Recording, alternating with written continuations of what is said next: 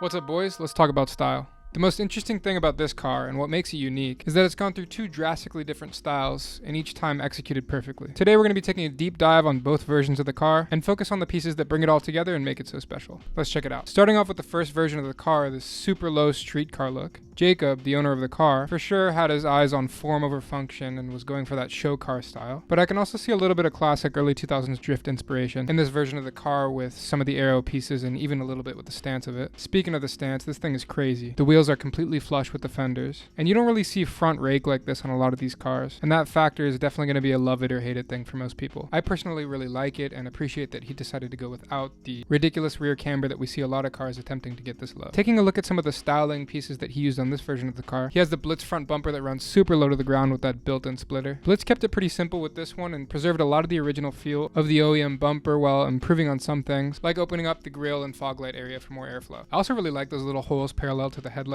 too. It definitely gives the car a more aggressive and almost snake-like appearance. And the little lights on each side of the fog area are pretty cool as well. Kind of reminds me a bit of Rocket Bunny V1, but I like this BLITZ bumper a lot more. It's definitely my top 3. Moving down the side of the car, we can see he's got the Todoroki fenders, which extend slightly wider than the stock fenders and line up perfectly with the little splitter section that kind of extends out past the original body on that BLITZ front bumper. I think this was the right choice because it really helps to make that front bumper feel even more natural on the car. And honestly, I'm not a huge fan of the BLITZ over fenders, so I think the Todoroki fenders were definitely the way to go here. Next up, we see he's got the Ganador mirrors, probably using the Futago line mounting kit, and he actually took the time to properly shave the doors by filling in and painting over the area where the stock mirrors mounted before. We can see Jacob really likes to go the extra mile, definitely. The side skirts are by Vertex, and the rear spats are actually made by Urus, so this just goes to show you that you can mix and match pieces from different kits and it can turn out awesome. Now, there's plenty of pieces that will absolutely not work together, so you still got to be careful when mixing and matching different aero. But I love seeing when people get creative with these aero combinations and it actually works out. You can see in some of these pictures he's sitting on some Gramlite 57DRs, the best wheels ever made, and also some cool work D9Rs, which are also really nice. Looking towards the rear, we got a carbon duckbill trunk, 17 plus taillights, and a rear bumper cutout with the bash bar exposed. When you do a bumper cutout, I think you definitely need a bash bar or something to put there so it doesn't just look like a void. And I'm really glad he painted the bash bar a neutral color, not some crazy ass pink or something. From the little bit of chrome in the headlights up front to the silver wheels and the titanium exhaust, he carries one neutral accent color all the way across the car that just gives it such a clean and crisp look. Less is more, boys, and consistency is key. You can't be having like 3 or 4 accent colors. It just doesn't work. I'm not talking about this. This is great. This is not what Jacob was going for in this build. And not everybody can be this, so keep that in mind too. Shout out to all those boys in Osaka. They're doing it right. As far as all the stuff you can't see, in this version of the car, he was bagged on airlift suspension. Right here, I'll throw in a couple pictures of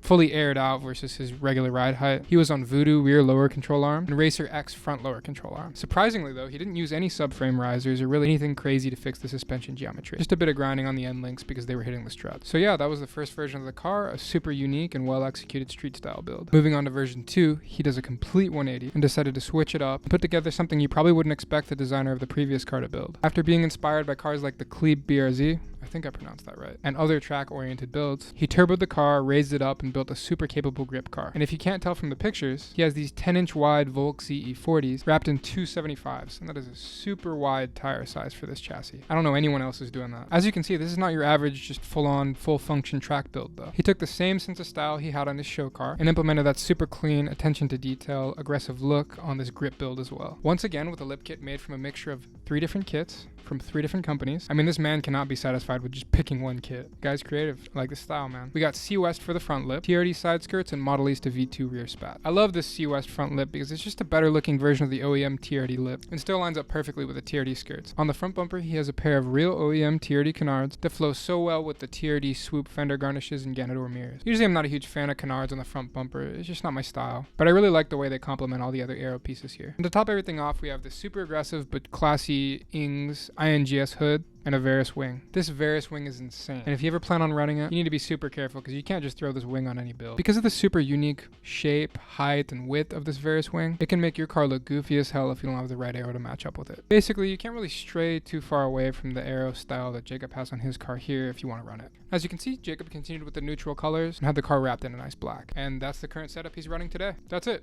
Thank you guys for hanging out with me today. If you don't know yet, my name is Nick. I currently live in Japan and make GTA 6 content every week. So feel free to subscribe if you'd like to follow along. If you wish to have some human interaction with me, I'm not on TikTok, but I am on Instagram, so feel free to reach out to me there. You can also find Jacob on Instagram too if you want to follow his build. Also, he has a pretty cool sticker company too, so check it out if you want. All the links will be below. Thanks, guys.